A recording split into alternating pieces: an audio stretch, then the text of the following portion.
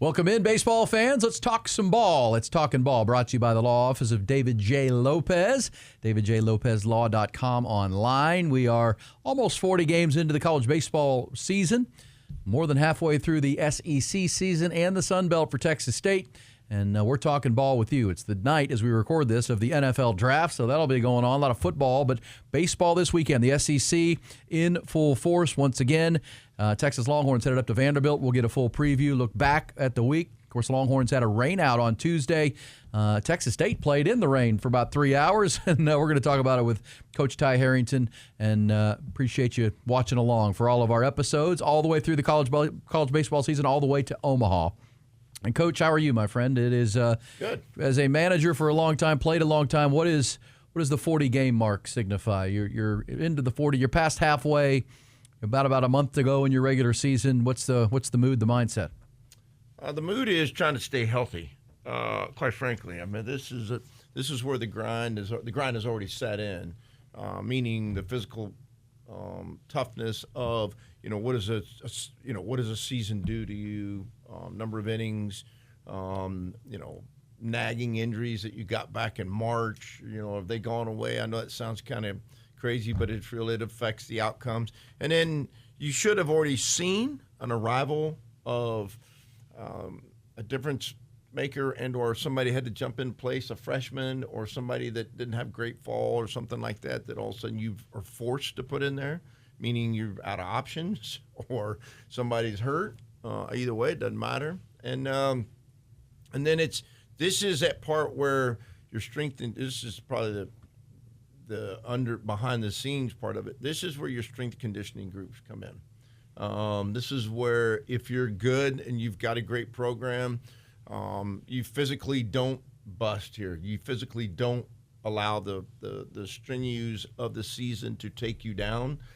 It actually, if it's a great program, this is the moment you move forward and you take off and you excel, because the ones who don't have the strength conditioning piece of it, they start to retract, they start to get injured, they start to get tired. Fastballs that they were driving extension side, being fresh with their bodies at 30, 35 innings, you could still do it. All of a sudden, if you're not in great shape, that extension side starts to move to the middle, and the balls that are inside start to move up. It's just the way it is. And what is the coach-to-player relationship at this point? If your chemistry is good, I'm assuming we're going good. If things are scuffling a little bit, things can get If you scuffled, yeah. That's where they're getting a little tense. I was watching the LSU coach last weekend. He, getting swept by the Aggies. He's at his wit's end, and then you can tell it's with his team. But that's different circumstances. If you're feeling good, you're like the jockey. Let's go. Let's hit the whip and let's get to the stretch. But if you're scuffling, that leads to a little bit of a different dynamic this time of year. Yeah, it's interesting you brought up Jay, head coach at LSU. He made a comment, and this coach is, I think it's a real comment. He made the comment 2 weeks ago. He goes, I haven't forgotten how to coach. Right. He hasn't. No. So the chemistry part is, that's the part of the NIL that's undiscoverable. It's an inaccurate science. Your culture of winning is already in place. You just won a national title. You have 7 of them. Yeah. So your culture is in place, right? So it shows you there's more of layers than just saying we're so-and-so, we win, come join us, this is how it works, right? So you either made not bad choices, you didn't make up to speed choices about your personnel, putting your roster together, and or they don't know how to perform under those circumstances, and you're relying on older guys that you took out of the portal, and it didn't work out. Yeah, and new players come, and did they, was the pass down before? And I think we were seeing it with this Texas team. They brought in a bunch of transfers, not a bunch, but 9 that veteran, hungry guys, right? That were good players where they were. I think we're seeing some of this maybe in football with Sark. You're trying to bring in guys that maybe were playing at a level where they weren't, like Cam Coleman for the Longhorn team in football, never played in a bowl game. He's coming to Texas to get better, and but he's coming in to win. These guys are competitors at the end of the day. I think of a guy like Aiden Robbins at Seton Hall. He had a great player But he now has a chance to win a national championship. I mean, that's a different level of hunger that maybe you can infuse in with your current roster. It's like, you guys might not know how good you have it here, you know? I mean, you guys got a lot going on here. Let's see if we can't bring in some of this hunger to our locker room. I would also say this, and this is more not necessarily guided right at LSU, but reading the comments and also hearing from some other head coaches around the country right now that I've spoken with over the last 2 weeks, 3 weeks particularly, that your admission of making a mistake in the portal only can mean a couple things. The growing trend of the portal part that is interesting to me that's taken place in conversations over the last 2 weeks is a lot of these teams are taking guys based on just their offensive discoveries and their offensive numbers. And what happens is that there's two sides of this game, obviously being able to play defense. So if you're trying to fit in to a program, a culture, or a team, however you want to say this, you have to play both. You have to be able to play both sides of the baseball, because if one's not up to par, it's going to stress you on the other, and you're not. And so if you're playing at an LSU, I'm only using it at an LSU or Texas or somewhere like that, and one side of your game isn't up to speed, it's going to create some tension for the other side, meaning the offense. So I think there's been some decisions made based on offense and older players, and thinking that's what you're going to get, that you can teach them, and or that they're good enough to play the defensive side of it. Sometimes it didn't work out. Yeah, I mean, it's a portal is a crapshoot at some levels. Yep. You can see all the numbers you want, and that's made it probably easier than the high school recruiting part, because you got actual data at the college level. But yes, there's going to be misses,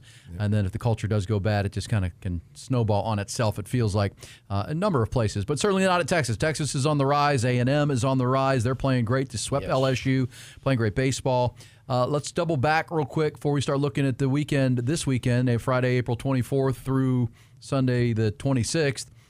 NFL draft weekend, as we said. But look back, you were a part of the broadcast for Texas-Alabama, top 11 matchup, Crimson Tide and Longhorns.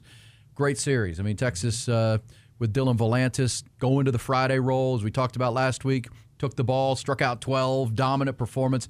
I was at that game, and I felt like, Jim Schlossnagle, after the A&M sweep, getting swept, and then the rain out on the Sunday, his team came in ready to go. He moved Aiden Robbins to the top of the order. He put Carson Tinney right behind him, put his best pitcher on the mound, and boy, in that first inning, you could almost feel it. It was like, first round stuff. Let's come at him.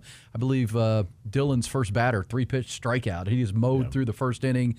Offense went and got runs on the board with the Tinney home run, and just felt like a spark. And then, Alabama, as they will, with Coach Vaughn, battled back. Gave them a heck of a game in Game 2. Game 3, they get the W. That was a really fun series. It was a great series. I thought Dylan Volantis was rusty the first 3 hitters. He swung. You're 100% correct in what you're saying.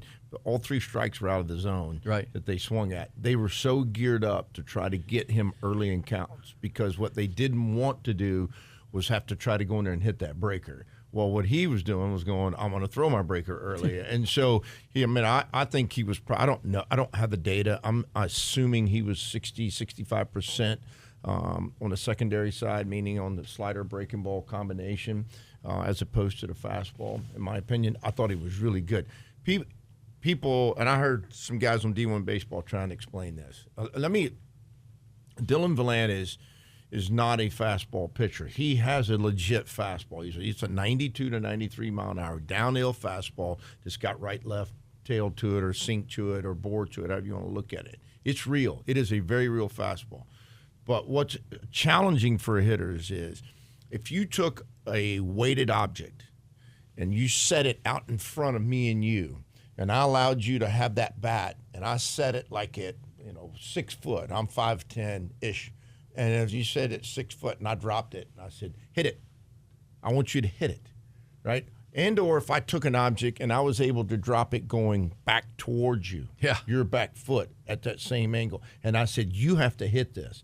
You could do it if I dropped it. You could do it, but if I took it and threw it down at you, no shot. Yeah. And that's why everybody has such a hard time hitting Dylan Volantis. He can land both breakers. He uses a slider to basically disguise his bigger breaker, the 80, 77 mile an hour breaker everybody swings and misses. Slider comes out, rotates the same. The break on it, let's just play it, looking at the camera, it goes like this. Let's say it's like this. Yeah. The breaker is this. So you have to make up physically and visually, you have to make up this. It's about this much difference with your barrel trying to get to the bottom of it, which is why he's only given up one home run all year long. It's you trying to get to the bottom of that baseball or the middle of it at that velocity and at that movement. It's unbelievable. It's hard. And then we've talked about it before. It's coming out of this enormously tall 9.5, 10-foot space and in space. I'm sorry. That you're almost looking as a hitter like this the whole time, and it's a challenge, and he commands it. Yeah, he was great. 12 strikeouts, and the Longhorns had 49 strikeouts of Bama hitters all weekend. They didn't get the win Sunday, but the pitching staff was on point, and that'll lead to another Longhorn conversation. But your thought on moving Aiden Robbins up? I mean, that's going to lead to the conversation about the back end of the order. And even Jim Schlossnagle was asked, "Are you worried about the bottom of the order?" And he said, "Oh yeah, we need to find some guys." Because I was thinking of you, Coach. We'll get to the Robbins comment. Why moving Robbins up, Mendoza down? Because you have said many times that you get through halfway and then there's going to be somebody come out of nowhere that you didn't expect. And I thought it was, maybe it still will be, Darian Pendergrass. Gets the start on Friday and then again on Sunday, but then pulls his hammy. But that's a guy, 60-year player, that, okay, maybe this could be a guy with some speed and experience at the bottom. But 2 points, the top of the order for Texas, which is as good as anybody. And right now, I mean, if you look at the numbers in conference play, just remove Tuesdays and non-con, Ethan Mendoza, Casey Borba, those kind of guys are, Ethan's about 200 in SEC play. And even Tamo Becerra from Stanford is also struggling. And those are the guys at the bottom of the order. So, they've got to get that solved if they're going to reach their ceiling and get those guys using the whole ball field and put the ball in play. Yes. So to your point, Ethan Mendoza relies on, as a hitter, being able to squeeze balls in the 4-hole and to the right side. We all got excited, rightfully so, because he put on some strength and some mass, that he had some more power. And that's real too. He's just gone through a phase where it's not. I think even last year, timing wise, it was similar that he wasn't as good or as efficient as he normally is. So Jim did what he did. He made the moved Robbins. The issue with that, or not the issue, the thought behind that is, if he is one of your better hitters, who's he driving in? So, right. Yeah. So who's he driving in? If the bottom of the order is an issue for you. You're using him as a catalyst for the next three guys, rightfully so.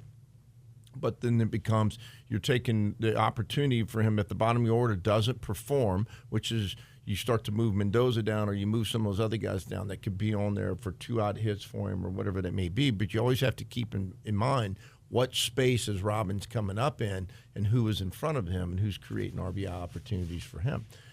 So that it's one thing you got to always know.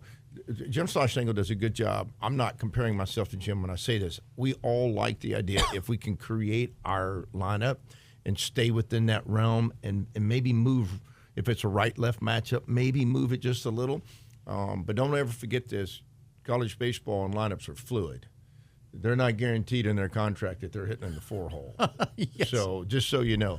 So all that is going to move. And it wouldn't shock me if it changes again, possibly even at the latter part of this weekend or maybe early next week. Interesting to watch for Texas. Yep. A couple quick thoughts on the pros and what we saw with the Bama series. That's a very good pitching staff. Texas got after him. Carson Tenney continues to use all fields. His natural power, really, really impressive to right field and anywhere he goes. It was fun. I was at the game on Friday. And Gunnar Helm, the former Longhorn football player, was there, and Michael Taff. And Gunnar was there he's from the state of Colorado, where Tenney is from originally before he went to Notre Dame. And Tenney's best buddy was there, and he's got a girlfriend in there. So they were up there rooting for Carson at the home run in the first inning. That's a good-looking young guy. And your thoughts on what you saw from Adrian Rodriguez in his return from the hand injury. Tenney's change, Texas did a great job of them, meaning helping him with a transition. The one thing Tenney has always brought to the table is walks, on-base percentage. I know people get grumpy when they say, it's just a walk. Look, those are critical, right? It's the same thing as hitting a hard line drive to right field, and actually beneficial because it took some more pitches away often from the pitcher. But his everything started to change for him. If you go back and you watch the games early, he was left field heavy. His swings were heavy. His bat was placed out in front of the baseball often enough. And he was hooking balls foul that he was having a hard time keeping fair, that he was hitting good. And now he's taken the field. Over time, you knew it was going to happen. And he's taken the field, and he brought the right side of the field into play. A month ago, he hit a line drive against OU in the second or third game, and I remember making a comment online on the TV broadcast going, everybody better look out. And it's real. And that was the first time the ball traveled deep enough for him that he saw it long enough that it was a plan, a motion for him to hit that ball that way that allowed him to. And since then, he's taken off. The power is to the scoreboard, to right field. For him, he loves going now. He's set up to go that way, the other way, bringing in the home run you were talking about with Michael Taft and Gunnar Helmer, those guys, they're straight down the line. Yeah. Power. That's pure power. We all have some pull side power. But when you start going like he and Robbins are doing, going the other way, you as a pitcher, you go, what do I do? Uh-huh. Where do I go with this kind of thing? And that part of it was fun to watch for him, and he is really exploded. Adrian Rodriguez. So I thought his swings were good. It does not have the makeup yet that it had prior to when it was a year ago prior to the injury. Is it close? Yes. Is it getting closer? Yes. Was it, you take a guy, how much confidence does Jim Schlossnagle and Tulo have in him? They put him right back in the middle of the order for two reasons. One, they think he can. Two, to get him more at-bats so he could get ready for it. But he didn't winch left-handed. I didn't see the same bat speed right-handed, but I did see better bat speed left-handed from him. That I was like, hey, this is getting closer and closer and closer. Yeah, that'll be a 1-2-3 punch. You get him back to full, and then Anthony Pack is providing punch in the middle of the order from the freshman side. Plus the defense is coming for Anthony, and they're going to work on that bottom of the order with the mix and match. I think it's fair to say into this series, and this will be, this is one of those with Vanderbilt. Before I get to Vanderbilt, give me your thoughts on the young guy for Alabama, Upchurch. I was at that game Sunday, too. That kid, how about a changeup on that guy? A big freshman out of Maryland. Texas fans were bummed about the lack of offensive performance, but that guy, for an 18-year-old, can really throw a changeup. So always remember, pitching's ahead of hitting. Hitting has to catch up to the pitching. That's just the way life is. Pitching controls the game, always has been. So having said that, the incredible thing about Upchurch was, for me, if you looked at his stat line, it was 36 innings going into the game. He'd only shielded 25 hits, right? That's unbelievable. Most people are hitting an inning or just below hitting an inning. But here's the crazy piece. 25 hits is all he had shielded, 25 walks. Yeah. So in my mind, he goes out there, I'm thinking Texas is going to eat this guy alive. They're not going to chase the changeup. They're going to make him throw it in the strike zone. First inning, what are we sitting? Bases loaded and 2 outs, and had a chance to really change the dynamic, right? And we didn't come up with Texas didn't come up with a hit. And then Upchurch settled in. The only pitch he could throw the first inning was a breaker for a strike. That was the only thing he could land for a strike. And then he comes out in the second. He only goes maybe 2 breakers in the second, and then he goes to the first base side of home plate with a fastball and this thing, and it looks the same. There was no difference for those hitters. You can say what you want as a fan, or just sit back on that changeup. Yeah, you come try sitting back on that changeup when it's spinning and rotating and looks the exact same as the fastball coming out of the pitcher's hand. Coming at you mid-90s. That's right. Yeah. And it was tough. They made a decision. This is interesting. It was a great coaching as it worked out. It had not worked out. Everybody questioned it. Alabama gets to the 8th and the 9th of the game 3 that they win off of Upchurch. They bring in a Crowther comes in, the left-handed pitcher, who did a really good job throwing changeup. They stay with the changeups. Their closer was in the pen in the 9th inning. Banks didn't go to him. Even after they scored a run, remember that Mendoza scores, or they get the base hit, and scores, and they're down 1, and they got runners, I think 2 runners on, and they stay with Crowther because they felt like they could stay with the same plan of attack with a changeup, and they were able to. Well, and then I learned something from Coach Schlossnagle after the game. I do watch it and try, see all his press conferences. He said, we spend thousands of dollars on pitching machines, and you can't emulate it. You can't emulate it. Can't emulate it. We can do sliders, curves, cutters. We can make it. Can't do it. So you parents out there and young people, learn the changeup. It's the greatest pitch in baseball. You ask a big league hitter, what's the biggest difference in professional baseball? Everything's power, right? But so are you, right, as an offensive player. The biggest difference in professional baseball is a 1-0 changeup. You get a 1-0 count, guy misses with a breaker, guy misses whatever it is, and all of a sudden you go, I'm getting a fastball, or I think I'm going to get something to hit, and then the same rotated comes out 9-mile-an-hour difference, and you are mind screwed, and you're like, what the was that? And so, and what Upchurch did is, I don't know why, and we made some mistakes, and a lot of mistakes when I was coaching, but one of the things that I didn't emphasize enough and should have was being able to throw a changeup to right-handed hitters and left-handed hitters from the right-handed is a must. You must be able to command, just like we're asking a guy to command a fastball on this side of the plate and on this side of the plate, you must demand the same thing from your pitchers, be able to throw a changeup on that side and on this side. Most left-handed, one of the oldest tricks in the book I learned from Wayne Graham was, if you got a left-handed pitcher with a great changeup you're facing, don't take your left-handed hitters out of lineup. Leave them in.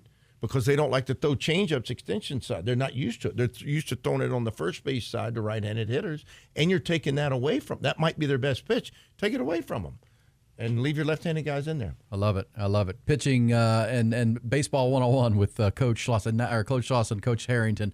Now you know no matter how expensive, they can't emulate and simulate a change-up on the pitching machine. And nobody can simulate maybe that old Uncle Charlie thing with the Iron Mike with Dylan Volantis back in the day, coming up over that top. Good luck with that. All right, so Texas takes 2 out of 3 from Alabama. Your standings in the SEC as we sit here today, getting ready for another SEC gangbuster weekend. Georgia still won. How about Georgia loses that first game, then goes to Arkansas, bounces back with 2 wins, and one of them they scored like 26 runs and hit like 9 home runs. The win must have in the 9th. They scored 9 in the 9th, or some ridiculous number in the 9th. That was a close game. I think that weather that blew through here might have gone through Fayetteville and started blowing that ball out of the park. It blows out in Fayetteville. Yeah, that's right. So they are now on top.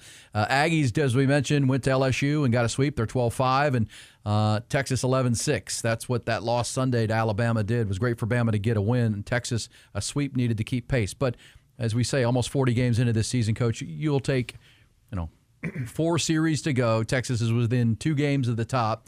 Aggies are within 1 game of the top. And your 4 series, I added it up the other day, the combined opponents record for Texas the rest of the way in SEC play 30-42. Yep. One of those is Missouri, who's 3-15. Right. This week and next week, Vanderbilt in Nashville, and then here comes Mississippi State. Yep. Those are some real ball clubs. I mean, everybody's real in the SEC, but there are some realer than others. And interesting to me on Vanderbilt with Tim Corbin. They've put so many guys into the pros. Feels to me like, and you can correct me, their advantage was their scholarship that they were able to give people back. And it felt like to me, where you guys are at 11 or 12 scholarship. They were not. They were able to, as a private school can, they were able to invest in some scholarships, which they gave to their players, which helped with recruiting. Not to take away, but now everybody's got that going now. Everybody is fully scholarshiped, and there's NIL, and it's kind of even the path a little bit. Plus, you saw Vanderbilt early, and Vanderbilt was starting young pitchers. Their pitching has been banged up. You talk about health at this time of year. You asked Vandy what the big storyline of a 9-9 run right now, middle of the pack in the SEC, which is where they're not used to being. It's been injuries to their pitching staff. Yeah, and they started early in the year. They had 3 freshmen they were leaning on, and they weren't completely ready at the time. And then you mentioned it earlier in the conversation. Nye's been out. I think he only had 10 innings pitched all year. I saw him earlier. He was really, really good. I don't know what he had injury-wise. But then the other piece of it is, they're right at a 5-something ERA, which is bicep injury for Nye. Yeah, so that's a ERA ways for them. That's a tough number for them. They're usually like most people are 6 deep on the mound between guys you lean on, 3 starters, and then 3 other guys that you feel really comfortable and confident with. So 7th is a benefit. 8 and 9 is depth. They always had 8 and 9, and they always had freshmen sitting back there that were throwing mid relief for them, that were 92, 93 mile-an-hour monsters that were going to be, who they were, first round draft picks in 2 years, but they don't have that right now, and so the pitching has probably been the biggest issue. They do have power offensively. They have 3 guys that are double-figure home runs. They're all right at that 40 RBI mark for them, and so their ballpark, which is a beautiful park, unique ballpark. Call it the Hawk. It's Hawkins Field, so it's the Hawk in north of downtown Nashville. Yeah, and I mean, beautiful campus. Yeah, I think it backs up to the football stadium. It does. It does. Isn't that right? Yeah, it's a beautiful, beautiful campus and area of town. If you've ever been over to the Vanderbilt area, the music school's over there. What's the college? It's the big music, Belmont. It's right there, not far. Really nice, affluent area in and around it. But yeah, Vanderbilt's very, very nice. I would say if you're headed to Nashville, like a lot of you are, foul poles, it's 310 and 315 down the foul lines. It's 400 to dead central, but you can poke it into the bleachers either way, and they take advantage of that. So it's a hitters friendly park. Mike Mancini is their leading hitter, 412 with 4 home runs. A lot of contact he makes. Colin Barksey is a 409 guy with 3 home runs, and then as you mentioned, those are the guys who get on base. Then they've got power in the middle of the order to drive those guys in. They can score, but this was one of those. If you're Texas and you're scuffling with the bottom of your order, maybe get some guys going because this pitching staff is having a hard time right now. Talkin Ball, our weekly baseball conversation, is brought to you by the law office of David J. Lopez.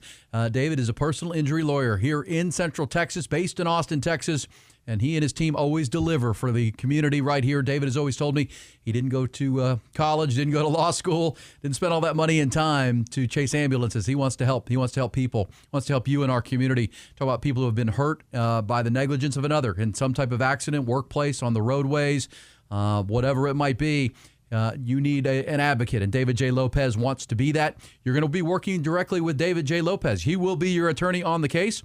You won't be pushed off to anybody else because he's the attorney of the small firm. But you get that small firm feel delivering big results. I know you probably see personal injury lawyers all over the billboards and everywhere. David is the one you want. He's a Longhorn alum and a lifetime Longhorn. Customer care is at his core. You get that same level of legal fight from a larger firm that you'd want, but you get the white glove personal attention from him on your case. Been doing it almost a decade now. Insurance companies are going to have lawyers. You need to know this. If insurance is involved, they're going to have their lawyers, and your interests will not be what they're looking out for. I promise you. Don't go it alone. Get that free consultation. Always a no-win, no-pay policy. If you're not compensated, neither is David. It's the law office of David J. Lopez. Personal injury advocacy at a high level. Legal help the way it should be. 512-400-0601. That's 512-400-0601 or online at davidjlopezlaw.com. That's davidjlopezlaw.com. It'd be interesting to see what they do with their rotation if Vanderbilt, if they keep it the same. Sometimes when you're trying to win 2 out of 3, you won't. If you feel like you don't match up great offensively with other team's pitcher, you'll take whatever your arms and rotate one of them down to try to win 2 out of 3. I don't think Vanderbilt's going to do that. That was out of a conversation that came up in a discussion with somebody else on last Sunday, and another head coach in college baseball. But it'll be interesting to see how they Vanderbilt tries to do it. But for Texas, it's great because Texas's hitters, particularly 2 of them, use the whole field and use down the opposite field line and Robbins and Carson Tenney. So that 310 and that 315 come into play for them. Yeah, it could be some runs scored, but you feel good with Texas and the pitching staff advantage. Anytime you go into a series, it's like football and an offensive line. You go in with the offensive line advantage, you feel good. You go in with the pitching staff advantage, even on the road, you feel pretty good about that. It's part of a gangbusters weekend in the SEC, as always. They all are here on Talkin Ball, presented by the law office of David J. Lopez. But Hawkins Field will be an interesting test for both of these teams. But A&M is in second, Texas third. I wanted you to finish that point. You feel pretty good with 4 series to go. If you're in second, third place, 1 from the top, you're a good weekend and a bad weekend by somebody else being in first place. As we approach conference tournament and you want to stay in the double bye side of the conference tournament, that's important right now when you get to the conference tournament. And then obviously all 3 of those teams, Georgia, Texas A&M, Texas, even Mississippi State, thinking about top 8 national seed kind of things right now with 4 weeks to go. Yeah, what's interesting is for the Aggies, they've already played Vanderbilt and Missouri, if I'm not mistaken. Correct. And they beat Missouri on the road. I think they won all 3 on the road. They won 2 out of 3 against Vanderbilt, if I remember right. They did. They lost the Friday game, bounced back, won the next 2. And so it's just going to be interesting. I'm only using that as comparison because Texas hasn't played them yet. But Texas won't play LSU. They won't play Georgia. Right, that's correct. They do play Mississippi State, which Mississippi State's a really good team, but they have had their ups and downs as well. So this is going to be an interesting last 4 weekends. If you win 2 out of 3 in every weekend, you're a top 6, top 4 seed, quite frankly, or top 5 seed. And what you're trying to protect now is you're being able to host, obviously, and then also being able to be a top seed that if you host a regional and that you would be a super regional host. So that's all part of what this is at stake now. The kick to the finish, and yes, you're right. Texas does not play Georgia, who's at the top. They do play Mississippi State. A&M's at Florida this weekend. That'll be a heck of a series in Gainesville. Florida's been as good as anybody when they're good, and they've also had some scuffles. Yep. Think about this. Think about A&M. If you're an Aggie fan and you're watching this, think about what you just went through and what you're about to go. Prior to LSU not being very good, think about what you were facing. You were facing Texas, LSU, Florida, all in a little capsule of time right there, and how challenging what that could really look like. And 2 of those 3 are on the road, LSU and Florida. And you think about what that would have looked like at the beginning of the year to anybody, a coach, and to somebody else, and go, oh my, that's a rough slate. You made it through 2 of them already and haven't lost one of those in those first 2 series, and that's impressive. Aggies haven't lost since that game at Texas State on a Tuesday night. They took the 2 from Texas. They swept LSU, and now they're going to Florida. And you're right, that's kind of a pendulum swing to get those wins, which on paper at the beginning, you're just happy to win a game or 2 in the series. Yeah. Swept Texas. Mother Nature took away the 3rd game, swept LSU to really bury them in the standings, and they're going to fight to make the tournament right now at the Bayou, if you can believe that. So, yeah, the Aggies and Longhorns. And, it's funny. On the radio show this week, I talked to Gene Watson. Gene Watson, of course, he's now the director of pro personnel with the White Sox and lifelong Texan, but he's won World Series with the Royals and it was the Florida Marlins and the Atlanta Braves. You know Gene very well. Yep. So I got a little note that he was sitting behind home plate for Friday and Saturday and talking to the Texas staff. His White Sox have the #1 pick. So he was checking out, I'm sure, that shortstop, checking out Tenney, checking out some of these players, and just he likes being around the ballpark. And talked to him. He mentioned, I just would give me an overview. I saw loves Aiden Robbins, loves Carson Tenney in a premium position, both of those guys, loves Dylan Volantis. And he talked about Cozart, who closed out the Friday night game for Texas, the freshman. He said he gives me, when I used to go to the dish as a kid, he gives me Calvin Schiraldi vibes. Calvin Schiraldi. I thought, there you go. That's pretty interesting. Gene Watson with the White Sox liking him some Sammy Cozart. Yeah, I would with Cozart. I mean, no offense to Cal, because Calvin's unreal. I mean, Cozart spins the ball so good, and Calvin did too. But Cozart, it's a different time. Calvin had that just hard riding fastball that he could throw on a gnat's ass anywhere he wanted to. But for those kind of accolades or in discussion is huge, because Cozart can really spin the ball, and his command is through the roof as well. I would be curious. And I may call Gene just because I know what my thoughts are. But, with LeBron in this past weekend, who's crazy. Justin LeBron, the shortstop. Yeah. I mean, he's crazy athletic, and some of the plays he made last weekend were through the roof. I think there's discussion with some of the scouts as to whether the consistency. I think he had 16 errors on the year, which is a lot. I think some of that comes from throwing and being – complacent at times when he made a mistake. In one of the games, it was a routine ball, and he undershoved it, meaning he underthrew it. And I'd be curious as to what some of those people's discussions are right now, because first-round draft picks, top 5 picks, that's $7 million, $8-9 million bucks. So if you're going to invest that kind of money in somebody, you better make sure. I would be curious as to where they really think Carson Tenney fits in. Because for me, because I get to see more than they do, I think that guy's stock value has risen beyond what people are discussing. That's just my own personal opinion. I think everybody's all of a sudden went from, he's pretty good and he's a great power hitter and he's got some power, to all of a sudden everybody just went, nothing. And everybody's kind of going, just how high do we really think this guy's going to go? Yeah, because and Gene did say that. He didn't say I did joke with him. I've known Gene a long time, like you have. And said, okay, when you decide who you're taking with #1, shoot me a text. Let me know. Okay, so then I'll know. I'll tweet it right at you, man. They're going to be all the way to July with who the White Sox are going to take. Yeah. But that's one of those, you can flip an organization if you get that if you get the right guy. Yeah. Yeah, that's why it's always been pitching. is always, historically been, or something in the middle. Paul Skeens. Something in the middle of the field. Well, yeah, like, I mean, they take Skeens, and he's changed the organization. Yeah. Hopes. He gave them hope. They had none. Yeah. They got a lot. Now they got this kid that they took with the 9th pick that's already playing shortstop for them. So Pittsburgh's got all of a sudden a future, and they've already signed that kid to a mega deal. I think that's a pretty fascinating conversation that they've already got. Some of these young guys, reports down in Houston that the Astros are getting ahead of Cam Smith, their right fielder and outfielder from Florida State, that maybe, even though they're under control for a lot of times, let's jump on these guys and lock them in, especially in a market like Pittsburgh. But either way, that's a Major League Baseball conversation. We talk ball here on Talkin Ball.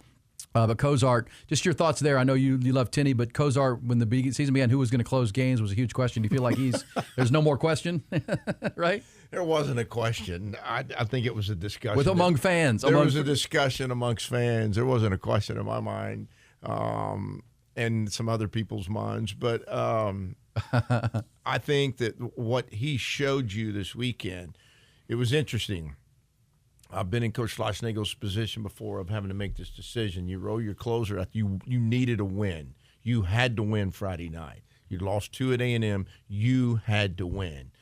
And so in the 7th, he's like, I'm going with my best guy. Yeah. That's Sam Cozart. So you think, okay, he gives you the first 6 out, and then you extend your offense, right? You extend the game, the lead, gives you a chance. Gives you a choice.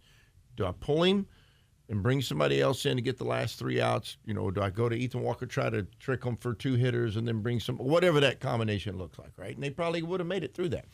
In his mind, it's like, no, I'm making a statement. We're going to win this game with our best guy. Well, in the background, in my mind, originally I was like, okay, I totally agree. I'd have done the same thing. Can he bounce back if you get in a tight game on Saturday? Okay. You knew he could on Sunday. But could he bounce back on a Saturday game and a 1-run game? And Jim made the comment after the game, he'll be ready for tomorrow, right? What's interesting is you can say that sometimes as a coach. This is knowing your personnel.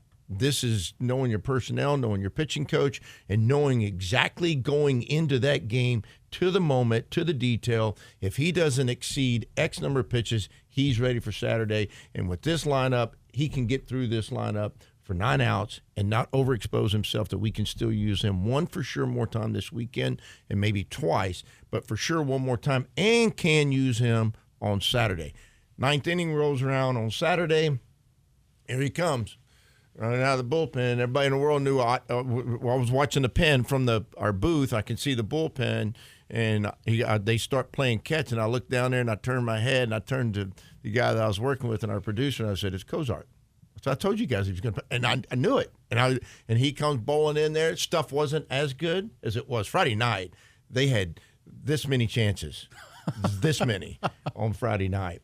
And so he comes rolling out there. Stuff was good, but it wasn't as electric as it was on Friday night, particularly his 2nd inning on Friday night was like, I think he went to a stretch of 5 straight strikeouts, but his stuff in the second set of outs was just dynamite. And I think Gene Watson was watching that. That's the one he was behind. Those 3 outs. But the point being, he lands a breaker on the second pitch of the first hitter or something like that. He missed with a fastball, landed a breaker, and then all of a sudden it was bam, bam, bam. And he got it right back. And I mean, it was, and I don't know if that's the exact sequence, but I mean, at that moment it was on again. He was going to get those 3 outs and be able to do it. And I'm convinced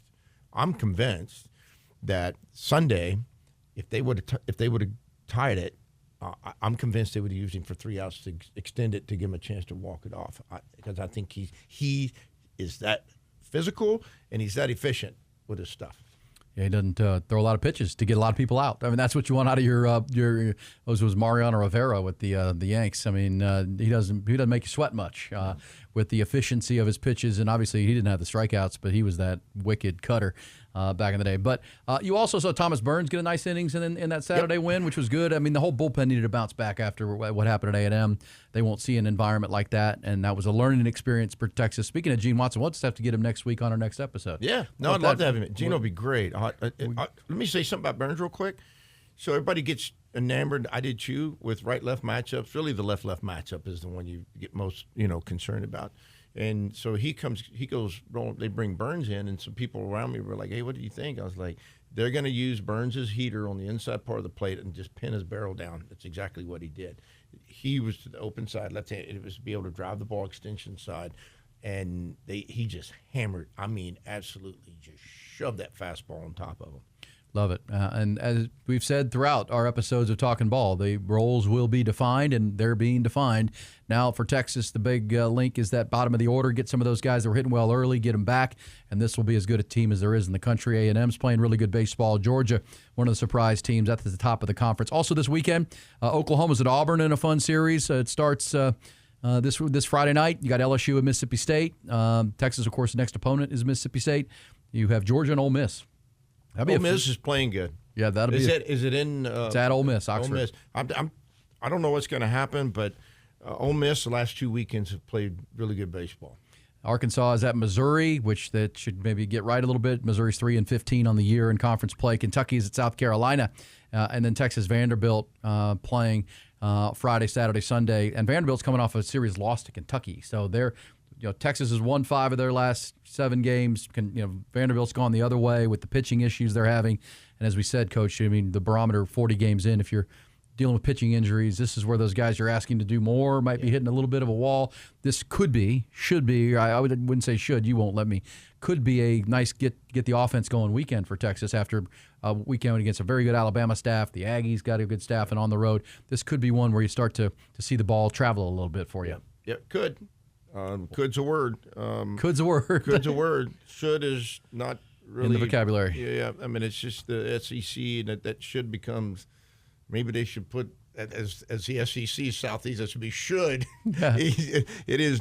I think the opportunity for Texas to play good this weekend is there.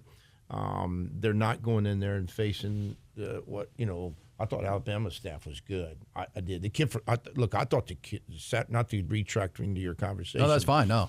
I thought the kid on Saturday, Adam's kid from Houston, lefty. I thought he was really good. It's the first time I've seen a staff throw the ball on top of the Longhorn hitters, meaning into the right-handed hitters, and then he was able to execute the changeup away, and he threw occasional breakers, back foot breakers, but I thought he was really effective early in the count. It's 91-92, but it was much like a Valanis fastball, and like some of these other guys, it was a straight downhill fastball, hard to size up, hard to measure up, and if it starts at the kneecap, it's finished going right below it, going down, and I thought it was really impressive. Yeah, he a young guy, or is he going to? Alabama, I think he's a sophomore or junior. Because I remember, I don't remember 100%, but I remember Jim talking, or somebody saying that Coach Sly said they had recruited him at A&M. Yeah, that's right. But that doesn't mean anything. I mean, he could be a sophomore or junior in high school when you're recruiting them. But I just saw the Upchurch kid, and those guys are back together next year too. That's be a really good tandem. Yeah, really good. But Alabama, sharp-looking team, and so Texas, you take that dub and get out. I know a lot of Texas fans. I was out at 2 of the games, frustrated with the lack of offense after Friday night, but those were good arms. That's what you're hearing right there from Ty. Those guys, good. They executed pitches, and pitching will beat hitting when it's on, and Bama was on. And that's another one back to the frustrated Longhorn fans at times, that taking too many pitches, not being aggressive enough. Their willingness to take pitches against that guy got him out. So they could go after the bullpen in the 8th. They were willing to, that sometimes that's the end game. That's how they won on Saturday. Is that they outlasted. He was good. They got his pitch count far enough down in the game. They made him go to the bullpen. Please, I get it. Everybody wants to hit the first pitch that comes up there. Please be patient with that idea and understand the value. You need to get 15 pitches an inning out of the pitcher to get him out by the 6th inning to get to the bullpen. The bullpen's historically not as good as your starters unless you got one guy plugged in at the back end. So that's just typical in college baseball. So please be patient with that idea. You can always debate it with me or anybody else, the value of being able to swing at the first pitch. You can. But if you're going early, and if you watch Texas, they will swing at the first pitch or the first two. They will. But they have a targeted space that they're looking and hunting that baseball to land. And if it doesn't, they move to the next one. Yeah, and it pays dividends. Long game, and I promise you, in the 6th inning, when that guy left for the bullpen and they went to their bullpen, there were a lot of happy batters in the Everybody let a sigh of relief out. I mean, Well, and it's like when you get Dylan Volantis out of the game, the other side's doing the same, even though Texas's bullpen has gotten better. It's like, all right, get that guy out of here. All right, Ty, the Texas State Bobcats, they won a game in the rain on Tuesday night for Steve Trout. What's the latest on the Cats? Changed the rotation. Didn't go terrible for them. They lost all 3 games at Southern Miss, but they threw the ball okay. They moved Cooper to Friday. Their back end guy. He's special too, by the way. He had one bad inning where he only gave up 7 hits and he gave up 7 runs, but it was not a lot of no walks. And I mean, so he threw the ball well, just trying to get him extended out. And they were at Southern Miss. That's a top 15 Southern team. Miss. Yeah, they're in the conversation about hosting if they can finish out the rest of the conference good. But they have struggled at times in the Sun Belt. This is the best weekend Southern Miss has had all year long in the Sun Belt. But the other piece. It was interesting. It was raining the whole night. Talking to Stephen Trout, he was like, we're playing. We need to win. We got coming off a weekend. We got beat. We need to win. We need to go out and play good. They were willing to go out there and risk it. To play in the rain, risking meaning you never know in the 5th inning. You may be down 1. You got to call it, or who knows. There's a lot of different things. But they went out there and won 3-1, hit 2 homers. Dawson Park, their shortstop just continues. Look, you can go. I've seen a lot of baseball games, and I will arrogantly tell you I am more than a qualified decision maker about infielders, and that guy is really good. Where's Dalton from? I've seen him a few times. He's got pop too. He's a Magnolia. He now has he's got a heavy barrel now, and he's able to carry some balls out of the park. He's hit 13 homers, I think, something. He's hit some opposite field homers, had a walk-off opposite field homer against Troy 2 weeks ago. But point is he's a really good defender. Texas State infield-wise is very athletic, and they're a very good defensive team in the infield. Not as good as they are in outfield's not as good as the infield defensive play, but that is real. But Dawson Park is a really tremendous player. They have moved Sam Hall, who was the weekend starter, to the back end. Sam came in the 3-1 game against UIW. UIW is a pretty good offensive team. They just beat Tech a week ago, and he just went bam, bam, bam, 1, 2, 3, and they were out of the house and we were out of the rain. Nice. Well, and what's the weekend for the Bobcats?